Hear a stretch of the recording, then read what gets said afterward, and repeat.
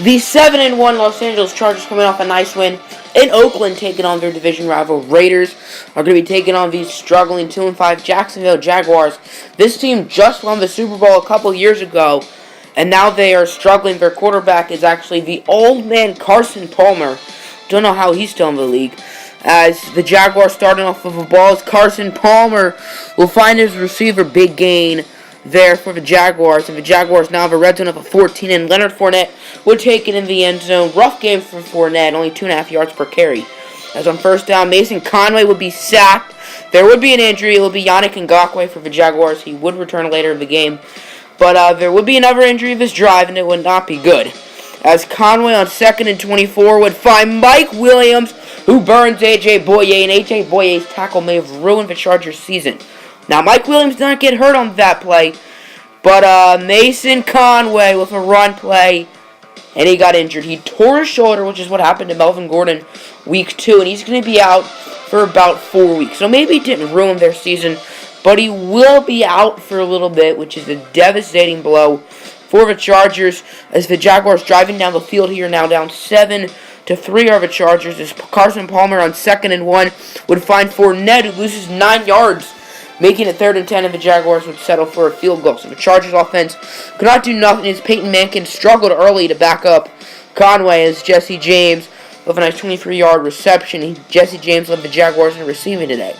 His 1st and 10 of the 39, Peyton Mankin would scramble with it, and he would be intercepted. Awful pass from Mankin's extremely ugly start. That'd be intercepted by the Jaguars. I think that's the veteran Paul Posluszny who would take it to the house, and it's now 20-3, still in the first half.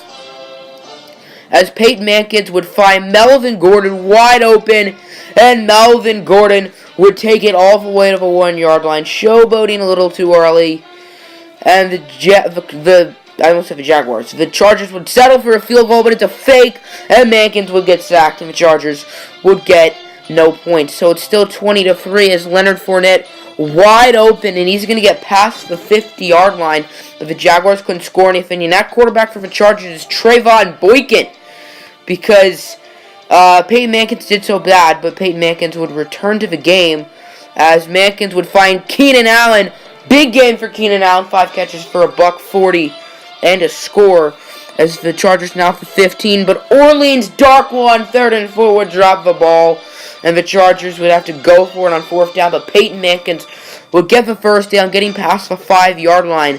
So now 2nd and goal on the 3 as Mankin would be sacked. The Jaguars had a lot of sacks today as the Chargers offensive line struggled. Now 3rd and goal on the 16. Mankin's trying to look like Carson Wentz, but he would get sacked again, and this time the Chargers would settle with a field goal.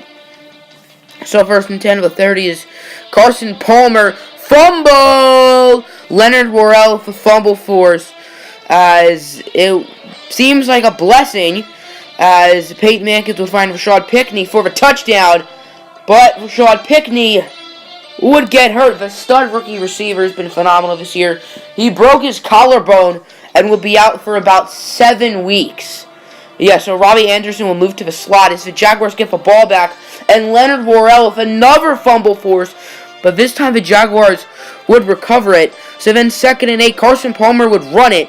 Do not know why Carson Palmer's running it, and he would actually get hurt. He would miss the rest of the game. So Blake Bortles, the backup, would come in. I don't know why the Jaguars are running read options, especially with Carson Palmer, who's like the slowest man alive. As look at this, Keenan Allen on 2 defenders. He lost both of them, and the Chargers brought it within I think that was at the 24-yard line. And then Peyton Mankin would find Keenan Allen on 3rd and 12 for the touchdown, and the Chargers would tie it up. So Blake Bortles is going to have to leave the Jaguars down the field as Bortles finds a wide open Jesse James.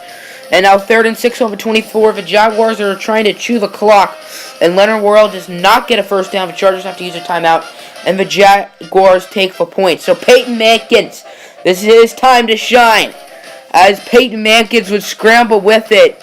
On 2nd and 10, he would find a wide open Keenan Allen, and Keenan Allen with a big gain of a 37. So now 2nd and goal of the 9. Look at the clock. The time is almost expiring, under 10 seconds, and A.J. Bouye would catch the game-winning interception, and the Jaguars would win 23-20. Mr. Grinch, you really are a heel. You're as cuddly as a cactus, you're as charming as an eel, Mr. Grinch. You're a I'm a Barbie girl in the Barbie world. Loving plastic, it's fantastic. You can brush my hair, undress me everywhere. Imagination, life is your creation. Yo, hey, man!